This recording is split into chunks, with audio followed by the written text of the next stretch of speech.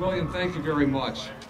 For our next speaker, I am always thrilled. Young people somehow just don't seem to be getting involved in the political process today unless they're voting for Barack Obama, and I'm always happy to see young people getting involved. And it gives me a lot of pleasure to be able to introduce our next speaker.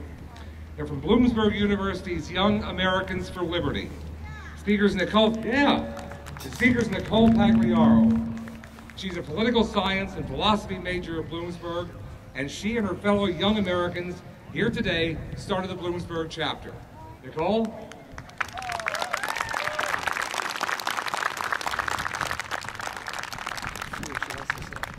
Well, hello, and thank you everybody for coming out.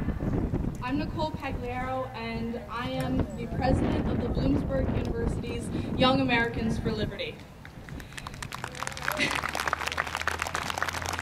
At the end of last semester, I saw a need on our campus, a need to revitalize political engagement among young people, and to conduct it in a forum with open discussion and lots of ideas.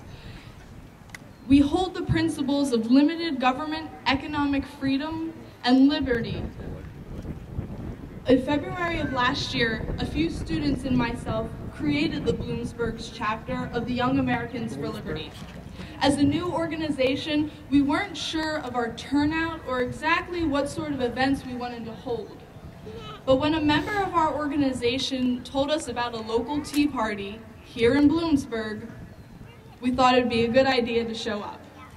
Because you see, the principles of the Tea Party are identical to the principles that we, the young Americans, hold.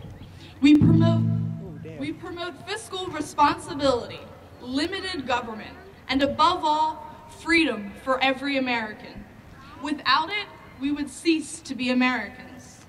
And nowhere are our freedoms better defined than in our Constitution. Within this brilliantly crafted document, our founding fathers have created, it protects and preserves our rights and liberties, while placing restrictions on our government as to what measures they can take in efforts to protect us. Unfortunately, though, through the abuse of the Necessary and Proper Clause, the Commerce Clause, and many others, government has greatly expanded its power to the point where it has severely cracked the wall between the public sphere and the private sphere. Now is the time when every American needs to come together, regardless of race, class, religion, or party. Freedom, and the true advocates of freedom do not discriminate. And it is time to let our congressmen and our government know that we will not stand for the breaking of the wall between the public and private sphere.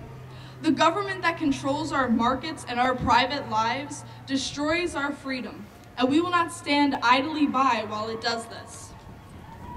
As the late Howard Zinn said in an interview, he wrote his textbooks to be a part of history, not simply to create it. So today we gather to be a part of something great. Something is now and forever will be a part of history. While your neighbor may be different from you, forget not that you are all here for the same reason. Let us be remembered as the movement that put our government back in its place, and that preserved our civil liberties and united the country once again under one flag and one constitution. Let us come together today and protect that which we hold sacred, our freedom. I'd now like to move this over to my outreach director, George Spake, an economics major, while he talks about foreign policy. George?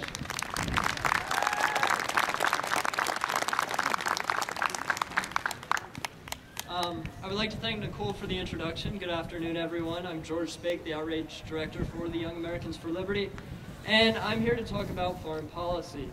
Obviously, I don't have a lot of time, so I won't be able to tie in every loose end. What I will do is talk about our foreign policy currently and the economics of it. Too long has the United States been on a path of interventionism. Washington continues to follow this path of interventionism in a time when our country desperately needs change for our economic safety. We still feel, as the Young Americans for Liberty, that the economic crisis is not over. One way to bring ourselves back from the oblivion our debt forces us into is to be more realistic with our spending abroad. This does not mean that we should not sufficiently supply our soldiers with the equipment they need. This does not mean that we should not respond when attacked. This does not mean we should become an isolationist nation. What it means is that we cut wasteful spending and prevent unnecessary wars. We are spending $1 trillion this year in our foreign operations, not including the contracts that we give out to build the bridges that we blew up. Our current endeavors are not sustainable, a problem that we will begin to see in our lifetime unless we make a legitimate change. This is why we feel the need to honestly discuss non-interventionism as an option. The Tea Party movement is around because there is a need to rethink spending, the size of our government. Fiscal mismanagement is a dire concern of many of you out there, I'm sure. To realistically discuss this spending, it is almost impossible to ignore foreign policy. Real foreign policy discussion must become an issue once again in Washington. Instead of arguing where to intervene and how, we should ask the necessity of any endeavor and then realistically look at the cost to our future generations and ourselves. To conclude, I will ask you to take heed the words of many of our founding fathers on foreign policy. In the immortal words of Thomas Jefferson in his first inaugural address, peace, commerce, and honest friendship with all nations, entangling alliances with none.